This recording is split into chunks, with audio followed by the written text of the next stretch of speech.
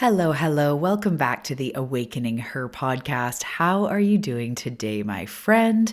Welcome back. How actually are you? Drop your shoulders. Are you hydrated? Are you rested? Are you feeling okay? How's the belly? How's the gut microbiome? Just checking in.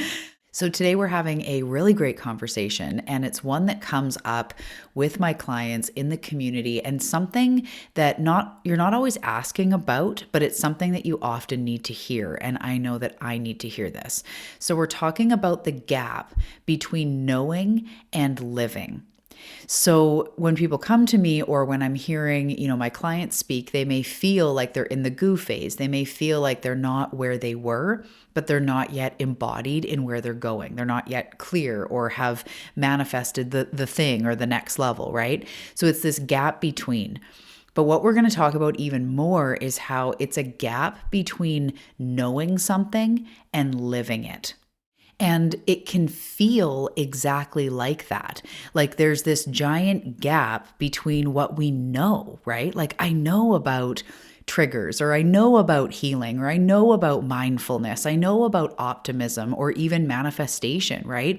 And it can feel like there's this big gap of like, I know, so why isn't it actually happening? And if you know exactly what I mean, or you've experienced something like this is definitely for you. And I know that, my community, you guys, my clients, you've definitely read the books, you've taken a lot of courses, you know about mindset, you've journaled a time or two, right? You understand things like triggers, as I'm saying. You know what self-care is. You know self-care is important. You know nutrition is important. You know that when people are toxic for you, we don't need to have them in our life. Or you know that, when something lights you up, that you need to spend more time in that, or whatever it is. We know. But when we feel like there is that gap, where we're not actually living that next level or what our soul wants for us, or, touching on the previous episode about second guessing your intuition. Sometimes we can know about something, but that's different than really living it. So that's what we're talking about today. And we're going to talk about how to close that gap from where you are now, because there's no shame in this. There's no shame in going like, but I know a lot about money, but I haven't been able to create more. I know a lot about business, but I haven't been able to really get mine off the ground. Or I know a lot about, food, but I'm still making choices that don't feel great for my body. It's okay. There's no shame. We're going to talk about this. I am intending to give you a shift in perspective, a breakthrough to help you really move into that next level of what you're going for and really close that gap, because we are here to live in it, right? We are here to live in that abundance, in that healing, in that gratitude, not just know about it. So if you're ready, I'm ready. Let's just dive into today's episode.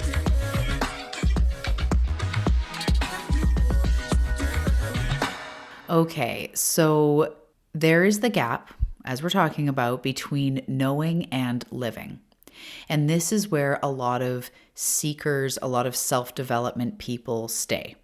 A lot of people will go to the seminar or read the book or take a program, but they may not experience those life-changing results that they went in for. Number one, it's hard to change your entire life from one book or one weekend. It does take integration. But what we're talking about is bigger. Is when, again, we've known a lot of these things, we've learned about a lot of these things, and we're really ready to live it. And the reason why most people stay is because living it requires embodiment. It requires courage.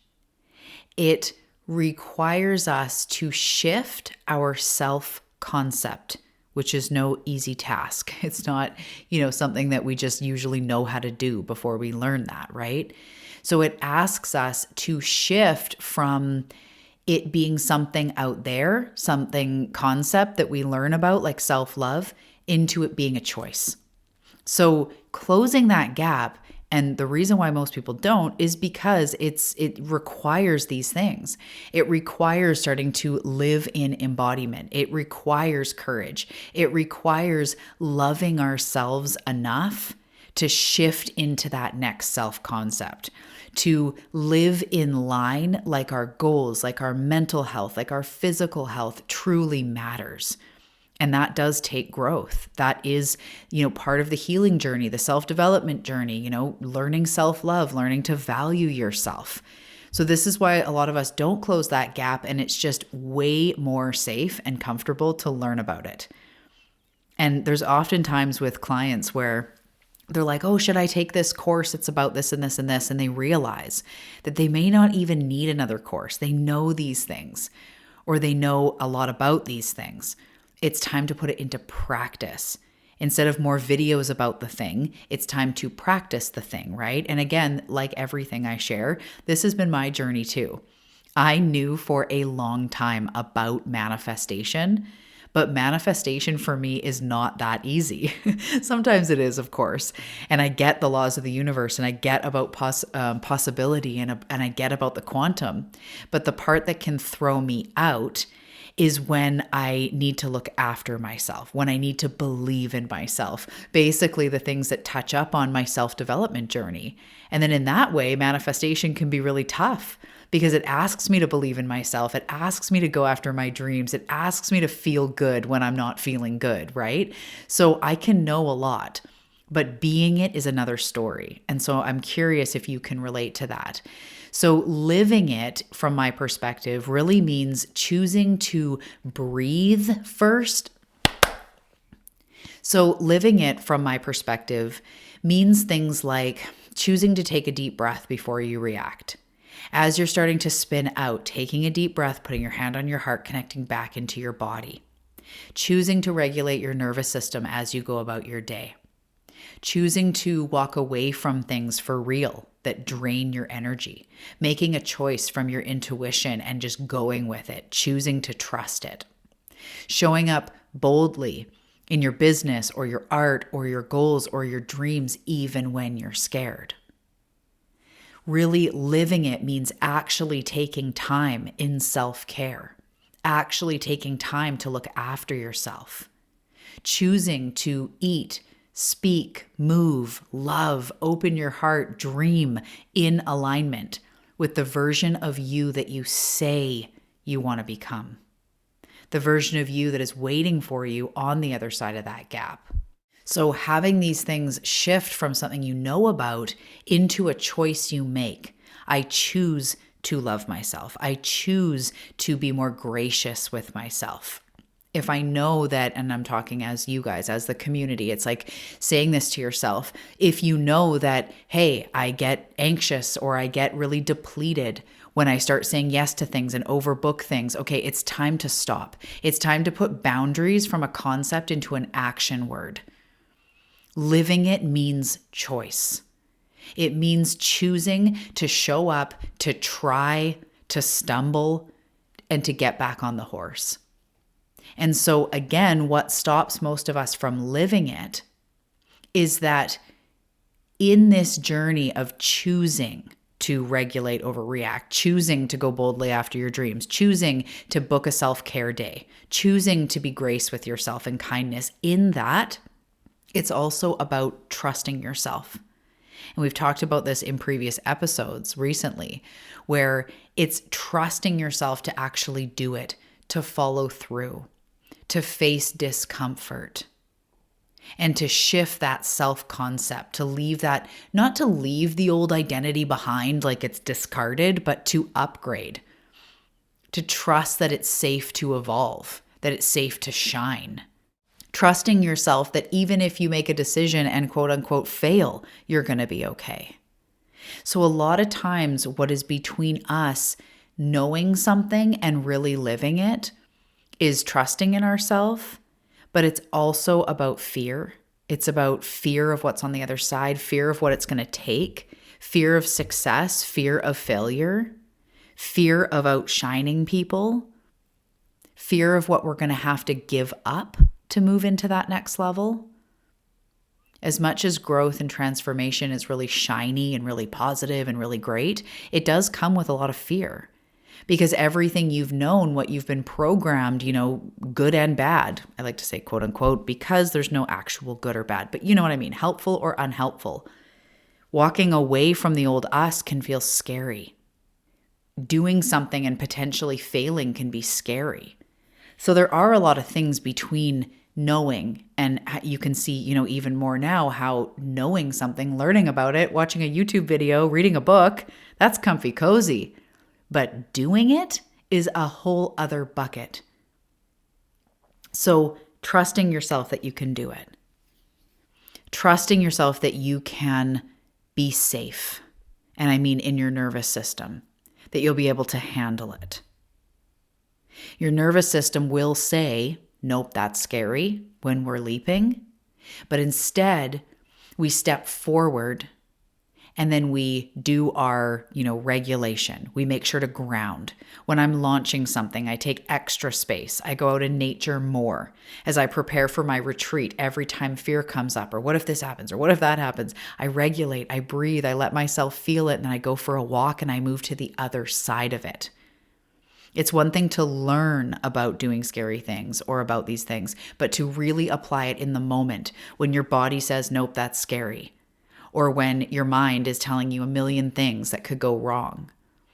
But the more we just learn, and then we overthink, and then we wait to feel ready, the more we do that, then we go just back into research mode instead of stepping forward, right? We just loop. I got to research it more. I got to learn more, overthinking it. I don't feel ready yet. I better learn more because if I learn more, then I'm going to feel ready, right? Have you done this with things before? And this is the place where we have to bring it from the head into the heart. The real shift happens when you drop from the head into the heart. Learn it in your head and then learn it in your heart. It goes from information to embodiment. It goes from knowing it to living like it matters and really starting to move into that. What does your most radiant, grounded, magnetic, wealthy, worthy version of you, what does she do today? How do they eat? How do they rest? How do they prioritize their needs, like their physical needs, their emotional needs? How do they move their body? What boundaries do they have? What conversations do they no longer have, or bigger conversations that they do have? How do they regulate when stuff hits the fan? How do they move through triggers? How do they move after or go after their goals even when they're scared? When you act from that energy of bringing it from the head into the heart, embodied, even when it feels sketchy, especially when it feels sketchy, that is when the shift happens. We become it. Because you can't wait to feel ready. If our body hasn't done something before, if our mind has never been there, if our nervous system has never been there, it will feel scary every time. There are people that get up on stage all the time that get nervous before each time. There are incredible musicians that still get nervous getting up there, but they do it and they practice because they want something greater. So when you act from that energy, especially when it feels stretchy and scratchy and like you want to just say like, never mind, I just want to go back into my old life. Never mind, I don't want it that bad. You act before you're ready. You create the readiness by doing things scared and knowing how to regulate. And when I say scared, it's in the context of this episode. I don't mean like run into a bear den or, be with somebody who harms you. I don't mean that kind of scared. I mean terrified in our body about doing the next level thing, pouring back into our health, showing up in a new way, going after something big. You create the readiness by doing the thing scared. You grow into the new identity by living it now. Action creates confidence. Confidence doesn't happen from learning about confidence. Confidence doesn't happen about learning more till you think you feel confident. It's not going to happen. I have clients a lot of times starting businesses or in the beginning phases or wanting to really realign and get really like yummy and flowy and energetic in a way that's going to be really successful. And so sometimes they're saying like, I'm not ready to do this kind of reading or to set up this kind of thing or to take clients in this way or whatever it is. And as we just keep going, and I am a grounding presence to be like, we're just going to do this together. We're just going to keep moving. And then we regulate, we make sure we don't get burnt out, but we just keep steadily moving forward. Then confidence comes. And I've had people have businesses where they have a reading or something like that, and they've never done a reading before, and they do it, and they're like, oh my goodness, that was amazing. Okay, I totally can't wait to do another one, right? We've all been in places like that, where we're like, oh, should I go to that workout class? Or, oh, should I do the thing? And then you do it. You're like, oh my God, I can't wait for the next one. You create confidence as you get out there.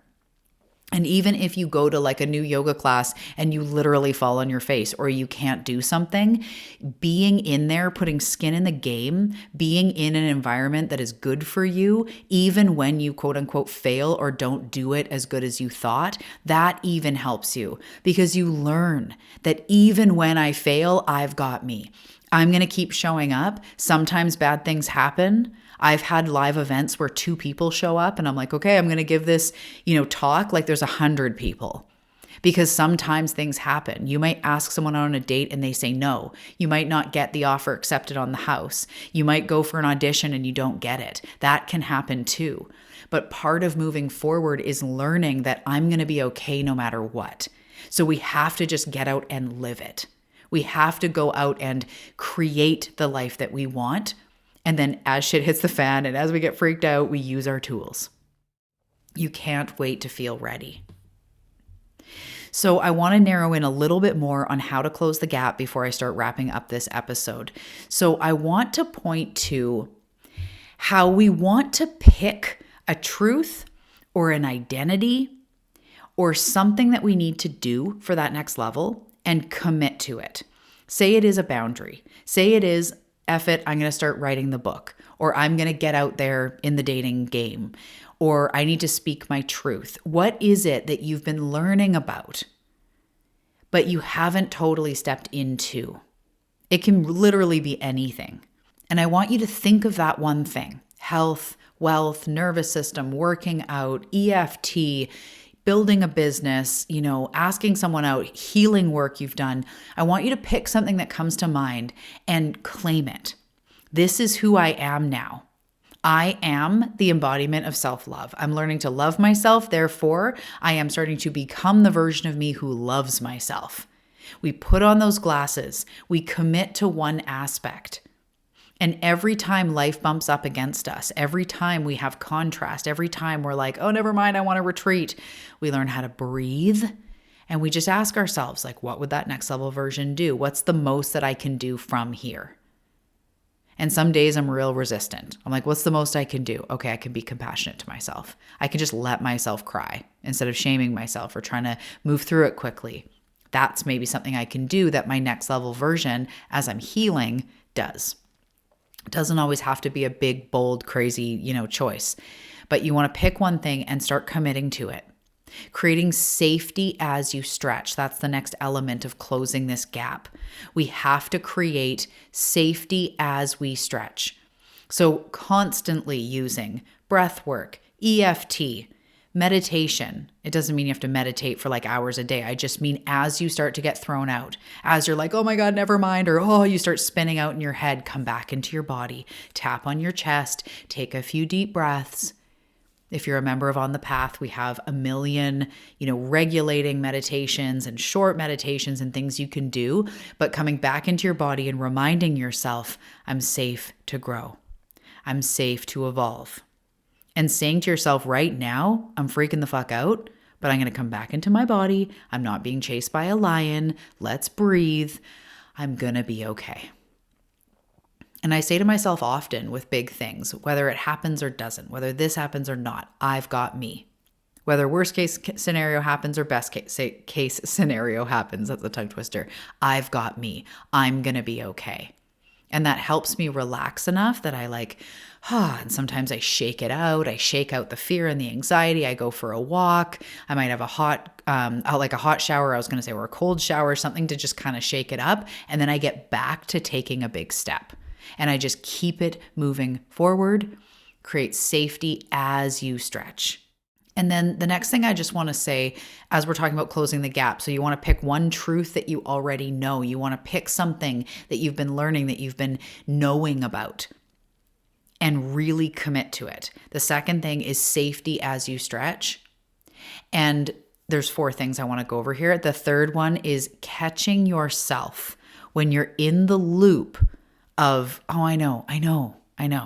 Whether you're saying that to yourself or your intuition or someone close to you. I'll tell you a really funny, very short story about this. The other day, it was like a month ago or something, I was just, I don't know what it was about, but I was having like, an existential crisis or a breakdown or something. And I remember saying to my husband, like, oh, and there's so many pressures and I've got this going on and that. And I just like, I feel like there's no time for me. And I'm saying all this stuff. And he's so grounded and so calming. And he says to me, he's like, after he heard me and all that good stuff, he just said like, I really feel like, remember the present moment. Like, remember the beauty in right now.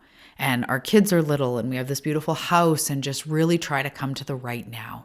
We're sitting outside, we're sipping coffee, the birds are chirping, and I'm starting to get like almost annoyed, or I'm like, I know, but blah, blah, blah, blah, blah, right? And then I heard myself fighting for my arguments, fighting for my struggle.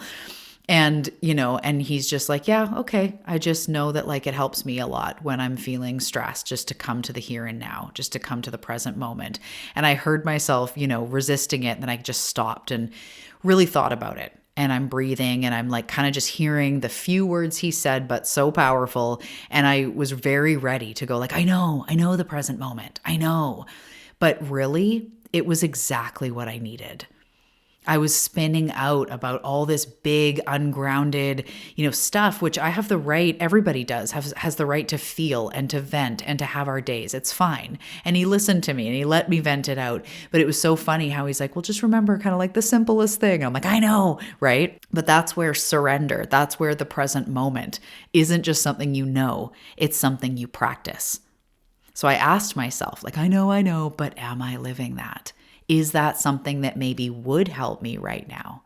And I was thinking, actually, if I spent more moments coming to the present moment and finding peace here, it actually would help me with like the overwhelm and the go, go, go and the fast pace. Like that's actually in some ways exactly what I need. I'm like, thank you, therapist husband.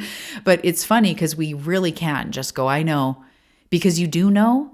But again, it's living it. So maybe the cards you pull tell you something that or your therapist says something, or, a friend says something and you're just like, I know. Use that as a little flag to just gently inquire and go, okay, yeah, I know that, which is awesome. Would it be helpful? Is it actually good advice right now? And then the last thing about actually closing the gap is asking your higher self, asking that next level, the version of you that the gap has been closed, what would they do? And practice being that version of you in the little things. This is quantum leaping, but this is also bringing it from the head into the heart, bringing it from a course you took into your real life. So picking the truth you want to commit to, picking the thing that you want to really start living, not just knowing about, but being. Create safety as you stretch. Catch yourself in loops of, I know, I've already been through this, right? And then asking about your higher self or your next level self. What would they do? Would they come to the present moment and enjoy the right now? Probably. I know mine would have in that moment. And I'm glad I caught that. And that's those pockets of evidence when we go from knowing to being. Okay, my love. So I'm going to give you a couple reflection questions to ask yourself. What truth or lesson have I known but haven't fully been living? What stops me from living it? Is it fear, nervous system, old identity? And then what is one small action that you can take today, right now, to align with those things that you know? Is it a deep breath because you know about the power of your breath, but you haven't been stopping and breathing? Is it letting it in? Is it dropping your shoulders and receiving this present moment? You are not here to just learn about healing, to learn about expansion, to learn about manifestation. You are here to live healed, manifested, transformed. You are not here to learn about your worth. You are here to embody your worth. This lifetime is sacred, and you only live once this time. So let's not waste it in the middle, right? And I will take that advice as well and continue forward in my journey, because we are closing gaps. We are living it. We are moving forward now. Okay, that is what I have for you today. I genuinely hope that this served you. And if you have been curious about one-on-one work, I've got some beautiful opportunities before we're in full-fledged summer in 2025. We also have the retreat coming up in September in person. Oh my goodness. You can check out all that stuff as well as On the Path, my private community, which is literally the space to be to keep on moving forward, to gather the tools and the education. We've got a lot of cool things. So I'll put it all in the show notes. You can check out all that stuff, and I will see you in the next episode. Sending you so much love.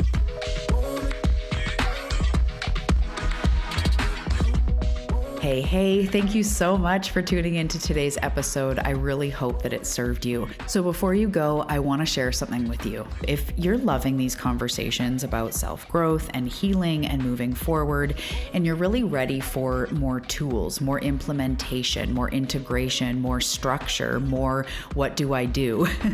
I invite you over to On the Path. This is my only private community, and honestly, it's the place to be if you want to integrate, if you want to deepen your journey and you find my work helpful. Here's the vibe: bite-sized practices, ongoing support, deep dive episodes, weekly practices, monthly challenges, literally just keeping you on your path, showing up for yourself day by day, week by week, month by month. So this is where you really put it into action, and I've got your back with these assignments, tools, practices, shifts, deep dives, meditations, journal prompts, and literally everything you could need to carve out your unique journey of self-growth, self-healing, and transformation. So I'm not going to go on and on. If you feel called, you feel called. And if you check below, because you made it all the way to the end of this, you'll find a link to join On the Path for the first month for only $11. So after that, it's just $27 a month, and you can go at any time.